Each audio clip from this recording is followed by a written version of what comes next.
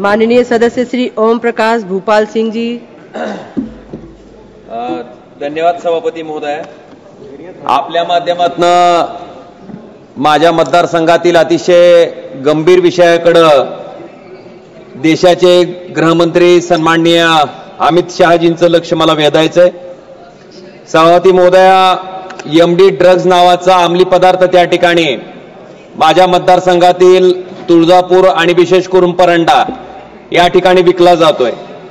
सगळ्यात पहिल्यांदा 14 फेब्रुवारीला पहिल्यांदा हे ड्रग्ज सापडलं, त्याच्यानंतर 4 मार्चला दुसऱ्यांदा हे ड्रग्ज त्या ठिकाणी विक्री करताना सापडलं।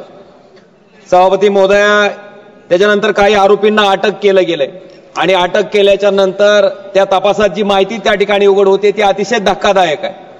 मागच्या 2-3 वर्षापासून याची विक्री चालू आहे आणि त्या जी महिला ही रॅकेट चालवते तिचा अकाउंट तपासल्याच्या नंतर जवळपास 5 कोटी रुपये त्या एकाच अकाउंटवर त्या ठिकाणी जमा झालेले आहेत। काही सोनं त्या ठिकाणी हस्तगत केलंय। सभापती महोदय, माझं एवढंच मागणी आहे, विनंती आहे की 2-3 वर्षापासून नेमकं कोणाच्या आशीर्वादाने हे त्या ठिकाणी चालू होतं।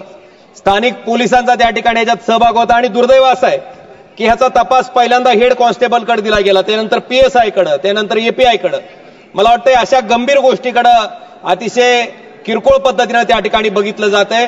मग मी राज्याचे गृहमंत्री त्याचबरोबर देशाच्या गृहमंत्री यांनाही विनंती केली आहे, पत्र लिहिलंय, मागणी केली आहे की तरुण पिढीला ह्या व्यसनापासून वाचवण्यासाठी हे जे ड्रग्ज रॅकेट आहे ते उद्ध्वस्त करण्याच्या दृष्टीने त्या ठिकाणी केंद्रीय नार्कोटिक्स ब्युरो याच्या मार्फत याचा तपास त्या ठिकाणी झाला पाहिजे। त्याची पाळंमुळं त्या ठिकाणी खणून काढली पाहिजेत आणि तरुण पिढीला या ड्रग्जच्या व्यसनापासून वाचवण्यासाठी माझी विनंती आपल्या माध्यमातून गृहमंत्री महोदयांना की याचा तपास केंद्रीय नार्कोटिक्स ब्युरोच्या माध्यमातून व्हावा आणि याच्यामध्ये जे कोणी सामील असतील त्यांना त्या ठिकाणी जेलच्या मध्ये घालायचं काम व्हावं।